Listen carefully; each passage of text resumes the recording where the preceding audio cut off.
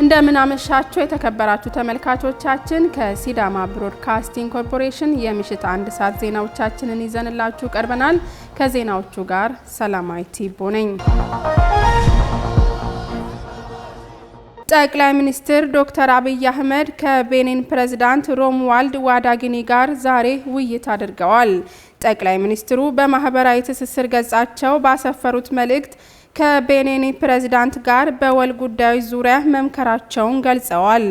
የሁለትዮሽ ግንኙነቱን ማጠናከርና በጋራ ጥቅሞች ላይ የላቀ ትብብር ለማድረግ በሚያስችሉ እድሎች ዙሪያ ፍሬያማ ውይይት ማድረጋቸውንም አመላክተዋል። ለጥልቅ አጋርነትና ለዘላቂ ወዳጅነት ያለንን የጋራ ቁርጠኝነት ይበልጥ ለማሳደግ ጽኑ ፍላጎት አለን ብለዋል ጠቅላይ ሚኒስትሩ በመልእክታቸው።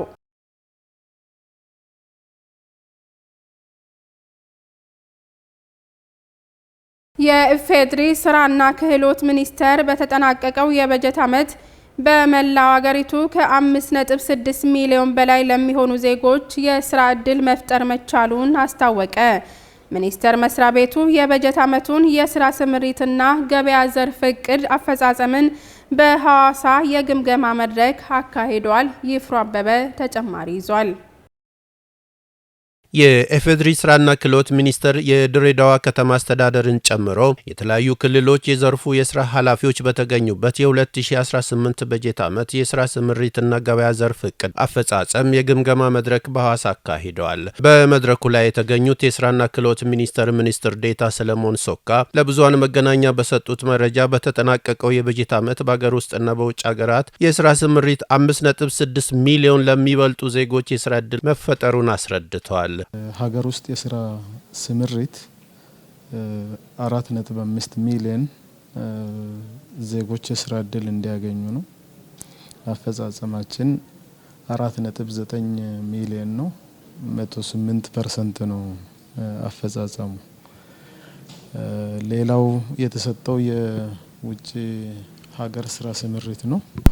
የውጭ ሀገር ስራ ስምሪት ታርጌቱ 800,000 ዜጎች አጠቃላይ አፈጻጸሙን ስናይ ከ5 ሚሊዮን በላይ ወደ 5.6 ሚሊዮን የሚጠጉ ዜጎች በሀገር ውስጥም በውጭ ሀገር የስራ ዕድል ተጠቃሚ ሆነዋል ማለት ነው። አጠቃላይ አፈጻጸሙ ከእቅድ በላይ መሆኑን ጠቅሰው ምክንያቶቹንና ለስራ ዕድል ፈጠራ ትኩረት ተሰጥቶ የተሰራባቸውን መስኮችን አብራርተዋል። በበጀት ዓመቱ ለዜጎች የስራ ዕድል በመፍጠር ረገድ በየበኩላቸው ውጤታማ ስራዎችን ማከናወናቸውን ከመድረኩ ተሳታፊዎች መካከል ያነጋገርናቸው የሲዳማ የኦሮሚያና የደቡብ ኢትዮጵያ ክልሎች የስራ ኃላፊዎች ተናግረዋል። የሲዳማ ክልል ስራና ክህሎት ቢሮ ምክትል ኃላፊና የስራ ዕድል መፍጠር ዘርፍ ኃላፊ ከፍ ያለው ከበደ ከ75,000 በላይ ለሚሆኑ ዜጎች የስራ ዕድል ለመፍጠር ታቅዶ ለበርካታ ዜጎች በክልሉ ከክልሉ ውጭና እንዲሁም በውጭ ሀገራት የስራ ስምሪት መመቻቸቱንና ከግማሽ ቢሊዮን በላይ ብር ብድር መሰራጨቱን ገልጸዋል። እንደ ሲዳማ ክልል 2018ን ስንጀምር ቀድሞ የነበሩ በደካማና በጥንካሬ የተለዩ ጉዳዮችን ጉዳዩ ከሚመለከታቸው አካላቶች በስትሪሚንግ ኮሚቴ ገምግመን ነው የገባ ነው። ያን ካደረግን በኋላ እንዳጠቃላይ ለ75,000 አካባቢ ለሚሆኑት ስራ ዕድል እንፈጥራለን ብለን ከቅድ በላይ እዛ ጋም ማሳካት የቻልን መሆኑን ነው የማነሳው።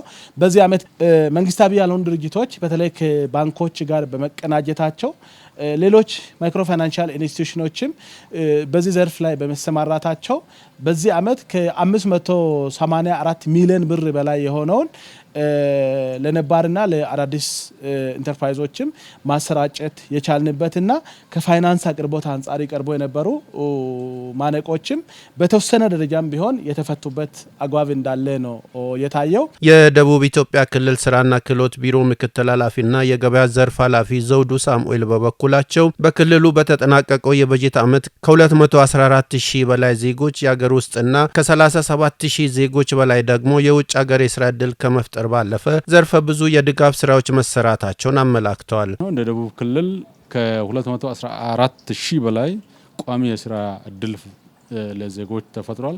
ከ37,000 በላይ ለውጭ ሀገር የስራ ስምሪት ተሰጥቷል። 1 ቢሊዮን የሚጠጋ ለብድር የሚሆን መሬት ቀርቧል። 1.5 ሚሊዮን የገበያ ትስስር ተደርጓል። ከዛ ውጪ በኢንተርፕራይዝ የተደራጁ ወጣቶችን የተለያዩ ድጋፎችን አድርጎ ማብቃት መደገፍ ስለሆነ ከ4900 በላይ ሄክታር መሬት እኛ እንደ ደቡብ ክልል በከተማ አንድ ቀበሌ ላይ 1 ሄክታር መሬት፣ በገጠር ቀበሌ ላይ ደግሞ 6 ሄክታር መሬት በአንድ ቀበሌ ይሄን በስራ እድል ፈጠራ ምክር ቤት ወስነን እየሰጣን እያገዘን የመጣንበት ነው። ስለዚህ ከዚሁ አኳያ ወደ 4900 የሚጠጋ ሄክታር መሬት ማቅረብ ተችሏል። የኦሮሚያ ክልል የስራ እድል ፈጠራና ክህሎት ቢሮ ምክትል ኃላፊ ዋሲሁን ጎልጋ ክልሉ ካለው አቅም አንጻር የሚመጣጠን የስራ እድል ለመፍጠር የቁጭት እቅድ አዘጋጅቶ ባከናወኑ ተግባራት ካለፉት ዓመታት የተሻለ አፈጻጸም ማስመዝገባቸውን አንስተዋል። የ2018 ዋና ትኩረት የነበረው የቁጭት እቅድ አውጥተን ነው የገባ ነው። እንግዲህ በ2018 በአጠቃላይ በክልሉ የተደረገው የመንግስታዊ ድጋፍ በምናይበት ሰዓት በመቶ ሺዎች የሚቆጠሩ የሼድ ተገንብቶ የተሰጠበት ሂደት አለ። እነዚህ በህብረተሰብ ተሳትፎ በባለሀብት በቤተሰብ ብልጽግና እንደዚሁም ደግሞ በመንግስት በጀት ተሰርቶ ለስራ አጡ የተላለፈበት አግባብ አለ። ሌላው ባለፉት 12 ወራት ወር ደግሞ በ2018 41.7 ቢሊዮን ብድር የቀረበበት አግባብ አለ ማለት ነው። አጠቃላይ ስናየው የ2018 አፈጻጸማችን ከበፊት ከነበረው የተሻለ፣ አጠቃላይ ግን ክልሉ ካለው ፖቴንሻል አንጻር ደግሞ ብዙ የሚቀር ስራ እንዳለ ለማንሳት ፈልጋለሁ። የኢንዱስትሪዎች የኃይል አቅርቦትን ለማረጋገጥ የኒኩሌር ቴክኖሎጂ የማይተካ ሚና እንደሚኖረው ተገለጸ። ኢትዮጵያ ነገን ታሳቢ ያደረገና አስተማማኝ የኃይል አቅርቦት ላይ እየሰራች መሆኑን የኢትዮጵያ የኒኩሌር ኃይል ኮሚሽን ምክትል ኮሚሽነር አብዱራዝ ኡመር ገልጸዋል። ዘዳግም መኮንን ተጨማሪ አለው። የኢትዮጵያ የኒውክሌር ኃይል ኮሚሽን ከዓለም አቀፍ የአቶሚክ ኤነርጂ ኤጀንሲ ጋር በጋራ ያዘጋጀውን በኤነርጂ እቅድና የኤነርጂ ፍላጎት ዳሰሳ ላይ የተዘጋጀ አህጉራዊ የስልጠና መድረክ በአዲስ አበባ መካሄድ ጀምሯል። ኢትዮጵያ ባለፉት 9 ወራት በኒውክሌር ቴክኖሎጂ ልማት የወሰደቻቸው እርምጃዎችና ውጤቶች ለአፍሪካ ሀገራትም ምሳሌ እንድትሆን እንዳደረጋትም የሚያመለክት መሆኑን የኢትዮጵያ ኒውክሌር ኃይል ኮሚሽን ምክትል ኮሚሽነር አብድረዛቅ ኡመር ገልጸዋል። በመድረኩ መልእክት ያስተላለፉት ምክትል ኮሚሽነሩ በኢትዮጵያ በከፍተኛ ደረጃ እያደገ መጣው የኢንዱስትሪ ልማት ለማፋጠንና የኃይል አቅርቦትን ለማሳደግ የኒውክሌር ኃይል ከፍተኛ አስተዋጽኦ እንደሚኖረው ገልጸዋል። ኢትዮጵያ ነገን ታሳቢ ያደረገ አስተማማኝ የኃይል አቅርቦት ላይ እየሰራች መሆኑን የገለጹት ኮሚሽነሩ በሀገራችን የኢንዱስትሪ ዘርፍ መስፋፋትና ከገጠር ወደ ከተማ የሚደረግ ሽግግር የኤሌክትሪክ ኃይል ፍላጎቱን ከፍተኛ እንዳደረገው ተናግረዋል። ኃይል የኢኮኖሚ የጀርባ አጥንት በመሆኑ የቀጣይ የኃይል ፍላጎት ትክክለኛ መሰረት ላይ ለማድረግ ንድፉን ዛሬ ላይ በግልጽ ማስቀመጥና ለተግባራዊነቱ መስራት እንደሚገባ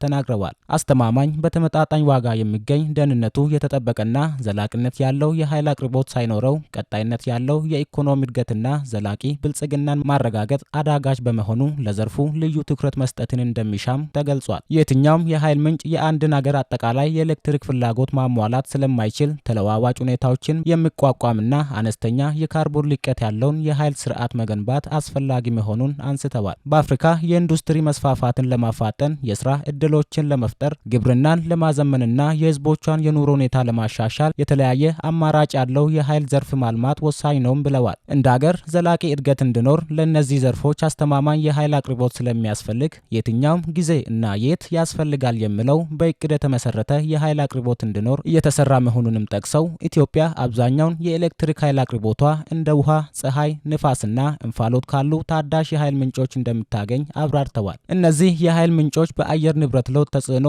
ስር ሊወድቁ ስለሚችሉ ይህንን ታሳቢ በማድረግ አስተማማኝና አማራጭ የኃይል አቅርቦት እንዲኖራት የኒውክሌር ኃይል ላይ እየሰራች መሆኑን ምክትል ኮሚሽነሩ አስታውቀዋል። ስልጠናው ከዛሬ ቀን ጀምሮ ለ12 ቀናት የሚቆይ ሲሆን ዓለም አቀፍ ልምድ የሚቀሰምበትና ሀገራት እርስ በርስ የልምድ ልውውጥ የሚያደርጉበትም ነው። በስልጠና መድረኩ ከ17 የአፍሪካ ሀገራት የመጡ ከፍተኛ ተመራማሪዎችና የኃይል ልማት ባለሙያዎች እየተሳተፉም ይገኛሉ።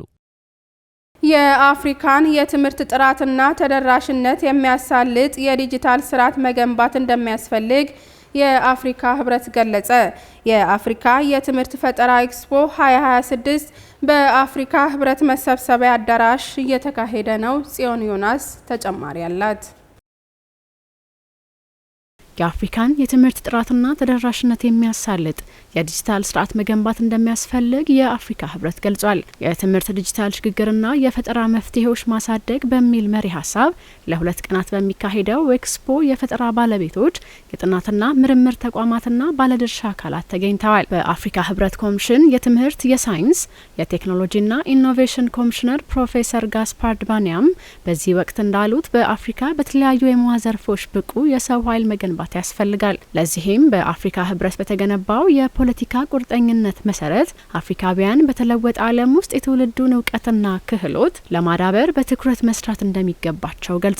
የአፍሪካን ትምህርት ወደ ዲጂታል ማሸጋገር ወቅታዊና የሀገራትን ትኩረት የሚፈልግ ነውም ሲሉ ገልጸዋል። በአፍሪካ አካታች የዲጂታል ትምህርት ስርዓት በመዘርጋት የትምህርት ጥራትን ማረጋገጥ፣ የዲጂታል የትምህርት ግብዓቶችን ማሟላት ላይም ይበልጥ መስራት እንደሚገባ አጽንኦት ሰጥተዋል። ትምህርትን በሰው ሰራሽ አስተውሎት የተቃኘ ማድረግና የአስተማሪዎችን የቴክኖሎጂ አቅም ማሳደግ ትምህርትን ለማሸጋገር ቁልፍ ጉዳይ መሆኑንም አክለዋል። የጥናትና ምርምር ተቋማትን አቅም ማሳደግም የሀገራት የትኩረት ማዕከል ሊሆን እንደሚገባም አስገንዝበዋል። የአፍሪካ ህብረትም በአህጉሪቱ ትምህርትን ለማዘመን የሚሰሩ ተግባራትን ከባለድርሻ አካላት ጋር በመሆን እንደሚያጠናክር አረጋግጠዋል። ዘገባውን ከኢትዮጵያ ዜና አገልግሎት አገኘ ነው።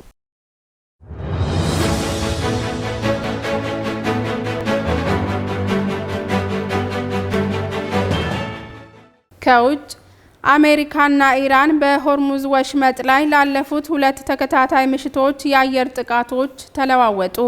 ኢራን በባህሬን፣ ኩዌት፣ ኦማንና ዮርዳኖስ ውስጥ ይገኛሉ ባለቻቸው የአሜሪካ ጦር ሰፈሮች ላይ ጥቃት መፈጸሟንና ይህንንም ያደረገችው ዋሽንግተን በኢራን ደቡባዊ ዳርቻዎች ላይ ያደረሰችባትን አዲስ የቦምብ ድብደባ ለመበቀል መሆኑን ገልጻለች። ማራማዊት በጻተ ተጨማሪ ይዛለች። አሜሪካ በኢራን ላይ የፈጸመችው ጥቃት የመጣው በሆርሙዝ ወሽመጥ ዙሪያ አሁንም ያለውን ውጥረትና አልፈታ ያለ ችግር ተከትሎ መሆኑ ተገልጿል። የውጥረቱ ማሳያዎች የተባሉትም በባንዳር አባስ፣ ሲሪክና ጃስኬ ወደብ ከተሞችና በከሽም ደሴት ላይ የደረሱ ፍንዳታዎች መሆናቸው ተዘግቧል። አዲሱ የሁለቱ ወገኖች የተኩስ ልውውጥ የተከሰተው የአሜሪካ ጦር በኢራን ውስጥ ቢያንስ 140 ኢላማዎችን መምታቱን ካወጀና ቴህራንን በበኩሏ በባህሬን፣ ኩዌት፣ ኦማን፣ ኳታርና ዮርዳኖስ ላይ ያጸፋ ጥቃት ከሰነዘረች ከአንድ ቀን በኋላ ነው። የአሜሪካው ፕሬዝዳንት ዶናልድ ትራምፕ የሆርሙዝ ወሽመጥ ክፍት መሆኑን ቢገልጹም የኢራን የፋርስ ባህረ ሰላጤ ባለስልጣን ግን በአካባቢው እንደ ቀድሞው ቀጣይነት ያለው መረጋጋትና ጸጥታ እስካልተመለሰ ድረስ የባህር ጉዞ እንደማይፈቀድ በጥብቅ አስታውቋል። የኢራን አብዮታዊ ዘብጓድ ኢራን በውሃው መንገድ ላይ ስላላት ሉዓላዊነት በጠቀሰበት የዛሬው ሰኞ መግለጫ ውስጥ የሆርሙዝ የባህር ወሽመጥ የኛ ግዛት ነው፣ እናም ነውረኛ ህፃን ገዳይ ሰራዊት ከሌላኛው የዓለም ክፍል እየመጣ ህገወጥ ጣልቃ ገብነት መፈጸሙን እንዲቀጥል ፈጽሞ አንፈቅድም ሲል አስታውቋል። አብዮታዊ ዘብጓዱ አክሎም ለአሜሪካ ወረራ ምላሽ ለመስጠት ሲባል የተዘጋው የባህር መተላለፊያው ሰርጥ ሊከፈት የሚችለው የወራሪው የአሜሪካ ወታደራዊ ኃይል በወሽመጡ ላይ የሚያደርገውን ጣልቃ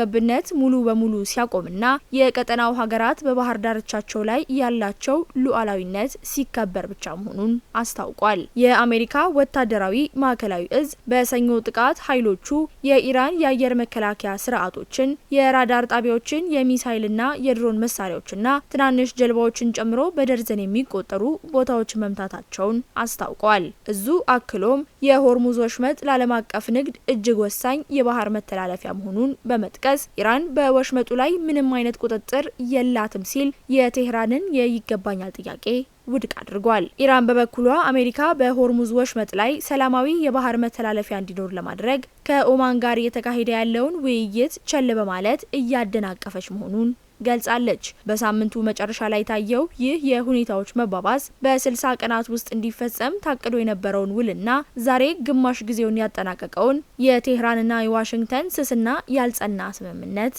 አደጋ ላይ ጥሎታል። ዘገባውን ስናጠናቅር አልጀዚራ፣ ሲኤንኤን እና አሶሺየትድ ፕሬስን ዋቢ አድርገናል። የ2018 ሲቢኢ የኢትዮጵያ ፕሪሚየር ሊግ አሸናፊ ሆነው የሲዳማ ቡና እግር ኳስ ክለብ በሐዋሳ ከተማ ደማቅ አቀባበል ተደረገለት። በውድድር ዓመቱ 68 ነጥቦችን በመሰብሰብ በታሪኩ ለመጀመሪያ ጊዜ የኢትዮጵያ ፕሪሚየር ሊግ ሻምፒዮን የሆነው የሲዳማ ቡና ከኢትዮጵያ ዋንጫ ፍጻሜ ጨዋታ በኋላ ወደ ሐዋሳ ከተማ ሲመለስ የከተማውና የአካባቢው ነዋሪዎች እንዲሁም ጥሪ የተደረገላቸው እንግዶች በተገኙበት ደማቅ አቀባበል ተደርጎለታል። ከብዙ ዓመት ናፍቆት በኋላ የሊጉን ዋንጫ ስመው እጃቸው ማስገባት ችሏል። በታላቅ ጉጉት የጠበቁት ቀን ደርሶ የ2018 ሲቢኤ ኢትዮጵያ ፕሪሚየር ሊግ ሻምፒዮን መሆን የቻለው የሲዳማ ቡና ከኢትዮጵያ ዋንጫ ፍጻሜ ጨዋታ በኋላ ወደ ሐዋሳ ከተማ ሲመለስ በሐዋሳ ከተማ በሺዎች ፊት ድብልቅልቅ ባለ ስነ ስርዓትና በሚያስደንቅ ድባብ የጀግና አቀባበል ተደርጎለታል። ዓመታት በላይ ያለ ዋንጫ የዘለቀው ጉዞና ሊያስጨራሽ ትግል የበርካታ ተጫዋቾች ድካምና ተጋድሎ ላፍታም ያልተለየው የደጋፊዎች አብሮነትና የረጅም ጊዜ ትዕግስት ፍሬ አፍርቶ የድል ቀናቸውን በክልሉ መዲና በሐዋሳ ከተማ በተደረገ የጀግና አቀባበል አክብረዋል። ሮሪ ሲዳማ የሚል ውብ ዜማ ያዜሙ ክለቡ በሄደበት ሁሉ አብሮ የሚጓዙ የሲዳማ ቡና ተጓዥ ደጋፊዎችም ከረጅም ጊዜ ድካም በኋላ በተገኘው ውጤት የተሰማቸውን ደስታ እንዲህ ይገልጻሉ። ዛሬ ሲዳማ ቡና ሻምፒዮን በመሆኑ ምክንያት ዋንጫውን አቀባበል ለማድረግ ነው የወጣ ነው። እንደምትመለከተው ህዝቡ በደስታ ወጥቶ በሞተር በመኪና በተለያየ እንቅስቃሴ ያደረገ ስፖርት በተለያየ ስፖርት አክሽን እያሳየ ነው አለውና በጣም ደስተኞች መሆናችንና ለወደፊትም ጠንክሮ እንደሚሰሩ እኛም ደጋፊዎች በመሆናችን ምክንያት ሁላችንም ከጎናቸው ሆነን ማድረግ ያለብን ነገር ከጎናቸው ሆነን ሰፖርት እያደረገን ድጋምም አሸንፎ ተደስቶ በደስታ እንዲመለሱ ለማድረግ ነው። በጣም ደስተኞች ነን። አሁንም ጠንክረን ለመስራት ጠንክረን ለመደገፍ ከነርሱ ጎን ለመቆም ዝግጁ መሆናችንን እገልጻለሁ። በጣም ደስ የሚል ድባብ ነው። በሚገርም ሁኔታ ሰው እንዳየው እንግዲህ ህዝቡ በነቂስ ወጥቶ እንደዚህ ያው ቡናን ለመደገፍ እንደዚህ ወጥቶ እንዳየው ስሜቱን እየገለጸ ነው። እኛም በጧት ወጥተን ለዚህ ጉዳይ ነው ረዲ አይታል። ዘንድሮ የመጣው ድሉ በጣም ደስ የሚል እና በጣም ህዝቡ እንዳየው ነው ከጫፍ እስከ ጫፍ ወጥቶ ደስታቸውን እየገለጹ እንደዚህ እየደገፉ በጣም ደስ የሚል ስሜት እያሳዩ ነው። በጣም ደስ ብሎኛል። ሲዳማ ቡና የ2018 ሻምፒዮን በመሆኑ በጣም ደስ ብሎኛል። ዘንድሮ ደግሞ ለየት የሚለው 2 ዋንጫ በማንሳቱ ከዓመት በታች ዋንጫ ማንሳቱ ሻምፒዮን ሆኗል። ድርብ ድል ነው ብዬ አመሰግናለሁ። ደስ ብሎኛል ዛሬ የሻምፒዮን በመሆናችን እና በጣም ቀጣይም እንዲህ ለማሸነፍ እንትን ብለን ያለነው ሲዳማ ቡና ሮሪ ሲዳማ ብያለሁ። እኔ በበኩሌ በጣም ነው ደስ ያለኝ። ከዚህ በኋላ ያለበት ካፍ ቻምፒየንስ ሊግ አለ። ኢትዮጵያን ወክለው ነው በሀገር ደረጃ እንትን የሚሳተፈው። እሱን ተጫዋቾችን ሁነኛ ተጫዋቾችን ሰብስበው የተሻለ ተጫዋቾች አቅም ያላቸውን ማሳየት አለባቸው።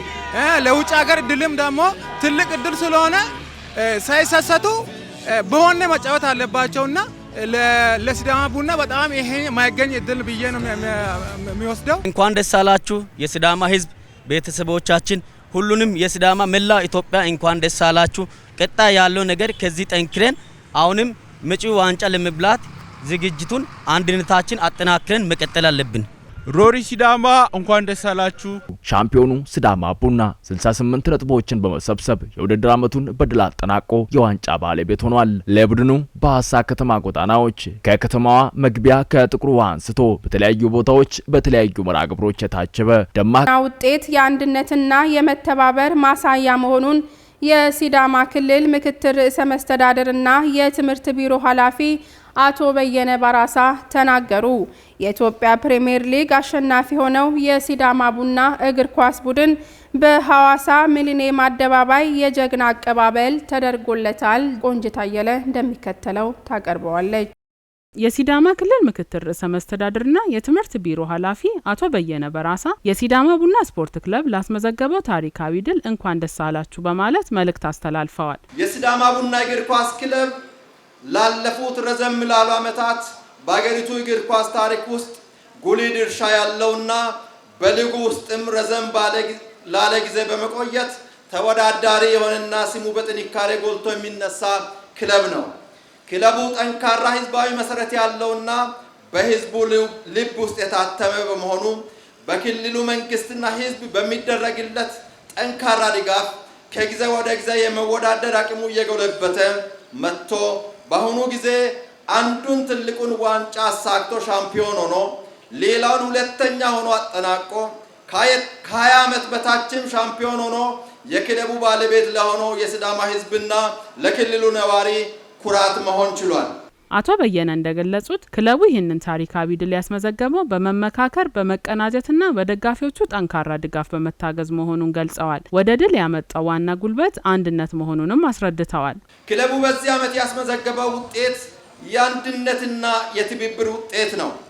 ይህ እንደተጠበቀ ሆኖ ግን ተጫዋቾችና የኮቺንግ አባላት ተልዕኳቸውን በላቀ ብቃትና ቁርጠኝነት እየተወጡ በመሆናቸው የምንጊዜም ጀግኖቻችን ስለሆኑ አክብሮት እንድንሰጣቸው ጠይቃለሁ። በተለይም ለሲዳማ ቡና ደጋፊዎች ልዩ ምስጋና ያቀረቡት አቶ በየነ ቡድኑ ውጤት በሚያጣበት ጊዜ እንኳን በጸሎት እየተማጸኑ ከጎኑ የቆሙ ፀሐይና ብርድ ሳይበግራቸው ያልተቋረጠ ድጋፍ ያደረጉ በመሆናቸው ክብርና ምስጋና እንደሚገባቸው አንስተዋል። ለክለቡ ውጤት ማማር ሞተር ሆኖ አገልግሏል።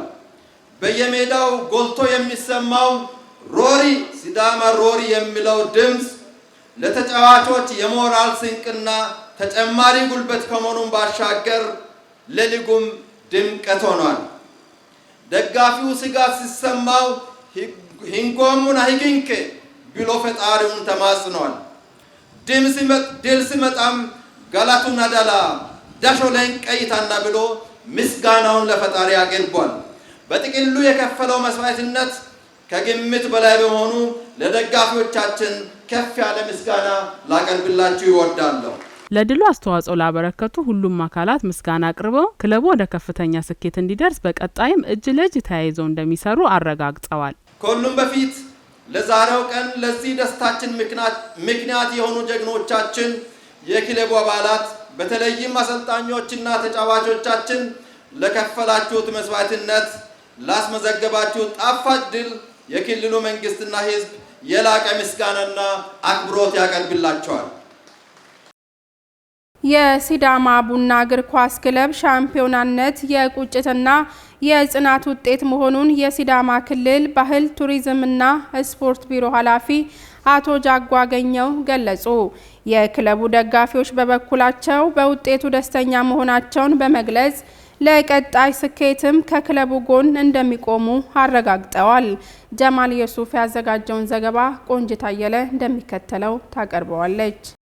የሲዳማ ክልል ባህልና ቱሪዝም ቢሮ ኃላፊ እንዲሁም የሲዳማ ቡና ስፖርት ክለብ የቦርድ ሰብሳቢ አቶ ጃጓ ገኘው ክለቡ የ2018 የኢትዮጵያ ፕሪሚየር ሊግ ድል የጋራ ትብብር የጽናትና የቁርጠኝነት ውጤት መሆኑን ገልጸዋል። አቶ ጃጓ በንግግራቸው ዛሬ በፊታቸው የቆምነው በድል ነው። ባለፈው ዓመት እንደ ክለብ ያሳለፍነው ጉዞ ቀላል አልነበረም። ዛሬ ያገኘነው ውጤት ግን ሁላችንንም አስደስቶናል ሲሉ ተናግረዋል። የዓላማ ጽናት ያልሸነፍ ባይነት በፈጠረው ድል ላይ ሆኜ የዛሬዋን ንግግርን የሚጀምረው በ2017 የነበሩብን የህዝባችንን የስነ ልቦና ጉዳቶችን ያደሰና የጠገነ ከሊቅ እስከ ደቂቅ ከልጅ እስከ አዋቂ በአራቱም አቅጣጫ ያሉትን የሲዳማ ብሔር ተወላጆችና ወዳጆችን በደስታ ያስፈነጠዘ የመቻልና የጋራ ጥምረት ስራ ውጤት ያስመዘገብንበት እንዲሁም የ2017 ዓ.ም ቁጭታችን በልል የቋጨንበት ክለባችን ሲዳማ ቡና ከመጀመሪያ ሳምንት አንስቶ እስከ 38ኛው ሳምንት ድረስ ሊጉን በብቃትና ሳማኝ በሆነ ሁኔታ በመምራት የ2018 የኢትዮጵያ ፕሪሚየር ሊግ ሻምፒዮን በመሆናችን እንኳን ደስ አላችሁ እንኳን ደስ አለን እያል በራሴና በክለቡ ቦርድ አመራር ስም የተሰማኝን ልባዊ ምስጋና እያቀረብ በድጋሚ ዳይቦሹ ለማለት ፈልጋለሁ። የተገኘው ስኬት በመተባበር ታላቅ ውጤት ማምጣት እንደሚቻል ማሳያ ሲሆን በቀጣይም በስፖርት ልማት የሲዳማ ክልልን የበለጠ ማሳደግ እንደሚቻል አስረድተዋል። ከዛሬ 16 ዓመታት ጥበቃ በኋላ እነሆ ክለባችን የሲቢ ኢትዮጵያ ፕሪሚየር ሊግ በታሪኩ ሻምፒዮን መሆን ችሏል። እንዲሁም ከ20 ዓመት በታች ለሁለት ተከታታይ ዓመታት ሻምፒዮን መሆን የቻለ ክለብ ሆኗል። ይህም የተገኘው በአጋጣሚ ሳይሆን የክልል መንግስት ብቁ የሆነ አመራር የጠየቀ የኮችንግ ስታፍ የጋራ ጥረት፣ የተጫዋቾቻችን ያልሸነፍ ባይነት እልህና ወኔ ተዳምሮ እንዲሁም የክለቡን የቦርድ አመራር ጥብቅ ክትትልና ድጋፍ የምን ጊዜም የክለቡ የጀርባ አጥንት የሆኑ ደጋፊ ማህበር የጋራ ጥረት ውጤት ነውና በድጋሚ እንኳን ደስ አላችሁ፣ እንኳን ደስ አለን። ለተገኘው ውጤት የሲዳማ ክልል አመራሮች ያደረጉት ድጋፍ የሚመሰገን መሆኑን የገለጹት አቶ ጀጎ በተለይም የክልሉ ርዕሰ መስተዳደር ለስፖርቱ እድገት ያደረጉት እገዛ ትልቅ አስተዋጽኦ እንዳለው ጠቁመዋል። የተጫዋቾቹ ያልሸነፍ ባይነት መንፈስና ቁርጠኝነት እንዲሁም የደጋፊዎቹ የማያቋርጥ ድጋፍ ለድሉ ዋነኛ መሰረት መሆናቸውንም አንስተዋል። በተጨማሪም ሚዲያዎች ለክለቡ ስኬትና ለደጋፊዎች ንቅናቄ ያበረከቱት አስተዋጽኦ ቀላል የሚባል እንዳልሆነ ጠቅሰው የሲዳማ ቡና የድል ጉዞ በቀጣይም እንደሚቀጥል ያላቸውን እምነት ገልጸዋል። የክልላችን ርዕሰ መስተዳድርና የስፖርት ልማቱ የበላይ ጠባቂ ክቡር አቶ ደስታ ለዳሞ ጥብቅ ክትትልና አመራር ለዚህ ውጤት ሰጥተዋል። የመስተዳደር ምክር ቤት የካቢኔ አባላት፣ የክልሉ አስተባባሪ ኮሚቴ በደከምን ጊዜ፣ መሀል ላይ በተንገራገጭን ጊዜ፣ ተስፋ የሚያስቆርጥ ነገር በገጠመን ጊዜ እየደገፉ እያበረታቱ እየገመገሙ በመሩት ለዚህ ከፍታና ድል በቅተናልና ከፍ ያለ ምስጋና እንድታቀርቡ በድጋሚ በአክብሮት ይጠይቃሉ። ደጋፊዎችም ለኤስቢሲ በሰጡት አስተያየት በክለቡ ድል መደሰታቸውን ገልጸው ለክለቡ የሚያደርጉትን ድጋፍ አጠናክረው እንደሚቀጥሉ ማረጋግጠዋል። ስሜቱ በጣም የሚገርም ነው። በጣም ልዩ ደስታ ነው የሚሰማው። ያው ረጅም ጊዜ ሲለፉ ነበረ ለዚህ ዋንጫ። ያው ደጋፊውም ክለቡም አመራሩም ለዚህ ዋንጫ ብዙ ዋጋ የተከፈለበት ነው። የተደረገላቸው አቀባበል በጣም ያው የጀግና አቀባበል ነው። የሲዳማ ቡና ደጋፊ ለመናገር ከቃላት በላይ ቃላት ያንሰኛል። የሲዳማ ቡና ደጋፊ እጅግ በጣም የሚደነቅ የሚገርም ድጋፍ ነው ሲያደርግ እየተመለከት ነው። 38 ሳምንታት በጣም ቀን ፀሐይ ማታ ዝናብ ምን ሳይሉ ለፍቶ ይህን ዋንጫ መድረሳቸው በጣም ከልብ 100% ደስ ብሎኛል። በጠዋቱ 12 ሰዓት ጀምረን ነው ከጠዋቱ ተነስተን ወጣ ነውና በጣም አቀባበሉ አሪፍ ነው። በጣም ከሚገባ በላይ ነው። ደስ ይላል። በጣም ድባቡ አሪፍ ነው። ማለት ብዙ ሰርቷል። ያው በኢትዮጵያ ፕሪሚየር ሊግ ዋንጫ አንስተዋል እና በጣም ጥሩ ሁኔታ ነው አየሁት። ተመልካቾቻችን ከሲዳማ ብሮድካስቲንግ ኮርፖሬሽን ለሰዓቱ ያዝንላችሁ ዜናዎች የተከታተላችሁትን ይመስሉ ነበር። ከዜናዎቹ ጋር ሰላማዊ ቲቦ ከመላው ስቱዲዮ ባለሙያዎች ጋር ቆይታ አደረግኩኝ። ባላችሁበት ሰናይ ምሽት